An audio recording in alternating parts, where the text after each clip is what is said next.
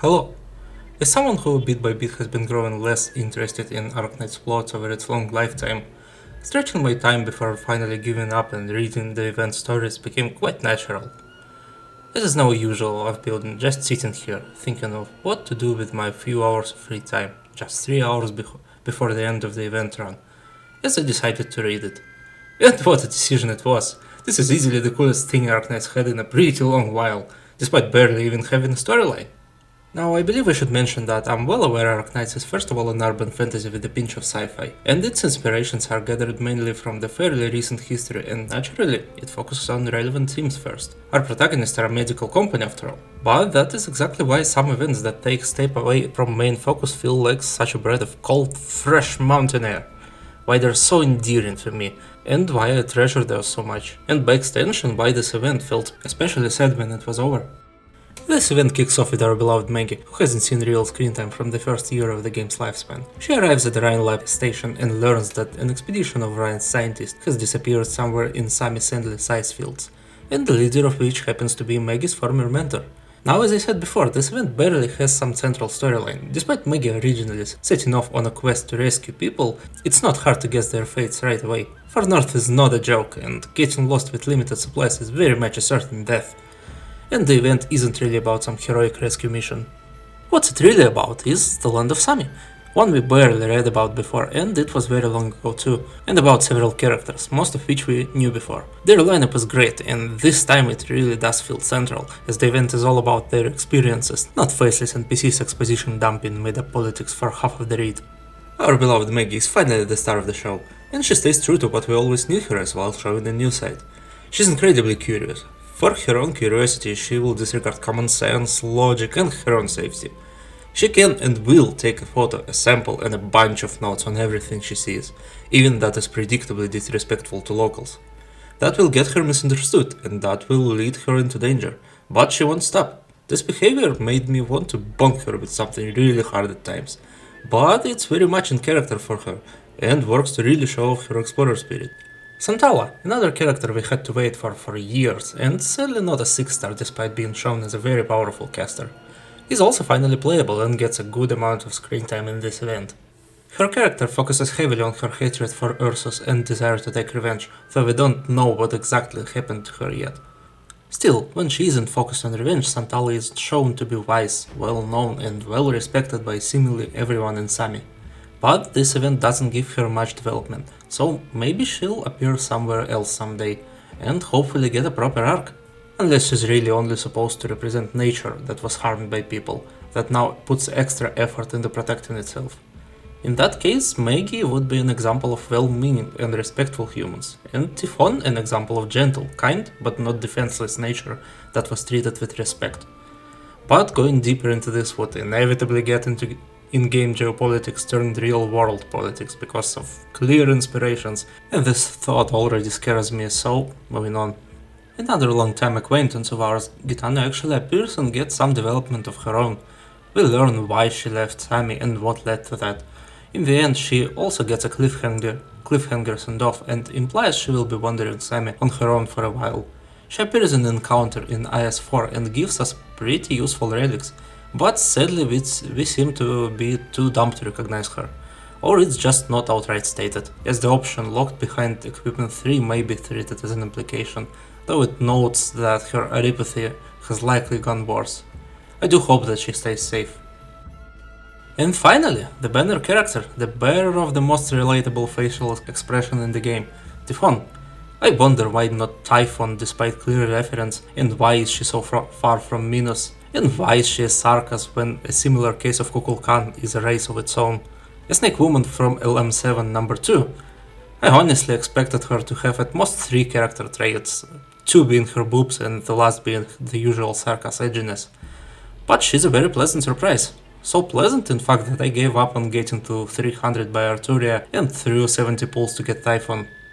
She's a friendly hunter, who plays the role of mentor for our beloved Maggie, and often has to stop her from doing more of stupid and/or disrespectful and/or dangerous actions fueled by unrestrained curiosity.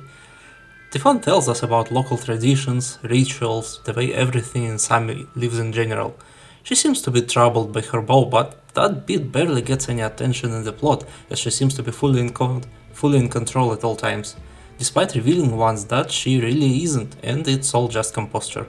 Locals treat her with fair respect, but show prejudice.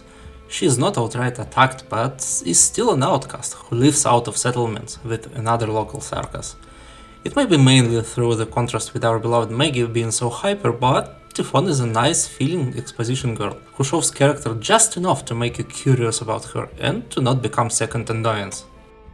Returning to the event itself, all we knew about Sami for the longest time is that it shares access to ice fields with Ursus, and they have a common enemy in so-called demons, who we heard of before in an Evoke in the Dust event, as a source of power fueling Emperor's blades, like seaborn blood fuels abyssal hunters.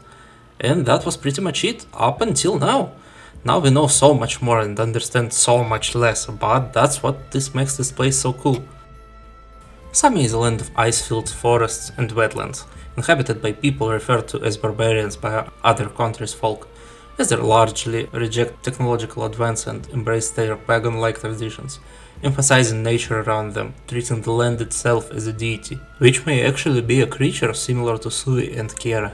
The communities forming around shamans, either chosen by Sami itself or selected through harsh trials assigned by their mentors, their duty being essentially lore keepers. Plenty of symbolics and rituals are mentioned, both big ones like the whole tribe gathering to do something to pay respects to what essentially nature, and small ones like a simple offering to get a good luck. The folk, even those not necessarily acquainted, are shown to offer assistance to each other by leaving supplies in places where others might pass, or leaving signs to communicate something. People are showing camaraderie that majority of Terra should learn from, because they were put together in harsh environment, and through helping each other their lives are made just a bit easier, even though they might be very different. And different they are. Folks from different parts of Sami are showing different qualities. People from north living in perpetual war with demons and Ursus, forced to be ever vigilant, are shown to be distrustful, lacking in feelings, and quick to respond to potential danger. People from forests are sheltered and the most respectful of tradition. Even a boy who says that he doesn't feel any special connection to this land is caring towards nature. People from south have the least, honestly just none, screen time, but seem to be the most open as they let Colombians open businesses on their land. They all feel just about real enough for the feeling this whole land creates, and help make the next thing feel even better.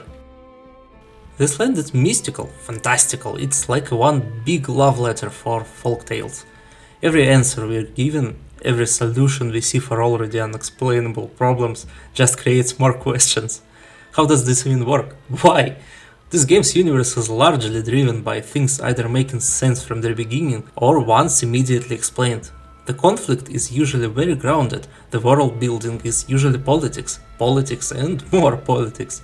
But in this place you see dreams of things that really happen.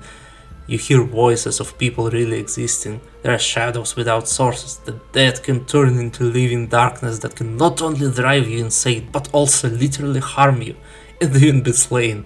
This land is plagued by demons able to corrupt, warp all living and non-living with their essence. Very similar to certain other unknowable, unexplainable threat in this world, I want to note. This place doesn't make sense even in the world of this game, and that's why it's so great in contrast. It makes me feel like I'm a 10-year-old again, holding a folklore book and reading about tales from all the corners of the world. It's magical. Regrettably, the end of this event implies that this too will come to its end. The progress of man can't be stopped, and eventually Sami will be conquered. Every bit of it will be explored and documented. And it's somewhat sad to me. This is currently the last place in the world of Arknights that gives off this magical vibe. And having the plot itself state that this feeling that I like so much will not last is, well, sad.